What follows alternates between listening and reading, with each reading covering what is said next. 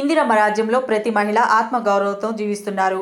బడ్జెట్లో మహిళలకు ప్రత్యేక దృష్టి సారించిన రాష్ట్ర ప్రభుత్వం ప్రజాభవన్లో 51 మందికి కళ్యాణలక్ష్మి, షాదీ ముబారక్ చెక్కుల పంపిణీలో ఎమ్మెల్యే నాయని రైల్వే జీఎం గారిని కలిసి కాజిపేట బ్రిడ్జ్ ఉన్నది కదా, ఈ యొక్క మూర్ఖుల వలన పడుకున్న బ్రిడ్జ్ని త్వరలో స్టార్ట్ చేస్తాను. కాజిపేట బస్టాండ్ కోసం జనరల్ మేనేజర్ని కలిసి 1 గంటన్నర 2 గంటలు సుదీర్ఘ చర్చలు జరిపి కాజిపేటలో ఉన్న చిరకాల కోరిక బస్టాండ్ని కూడా ముందుకు తీసుకుని వారికి జాగా ఇస్తే చాలు, బస్టాండ్ మేము నిర్మించుకోవడానికి పొన్నం ప్రభాకర్ గారు ఏ రోజు జాగా చూపిస్తే ఆ రోజు నేను వచ్చి శంకుస్థాపన చేసి అలాట్మెంట్ ఇస్తా అని చెప్పటం నిజంగా సంతోషకరం. ఆ జాగా కోసమే రైల్వే వారిని సంప్రదించడం జరిగింది. తప్పకుండా ఆ కోరిక కూడా నెరవేరబోతుంది. అది మా చిత్తశుద్ధి.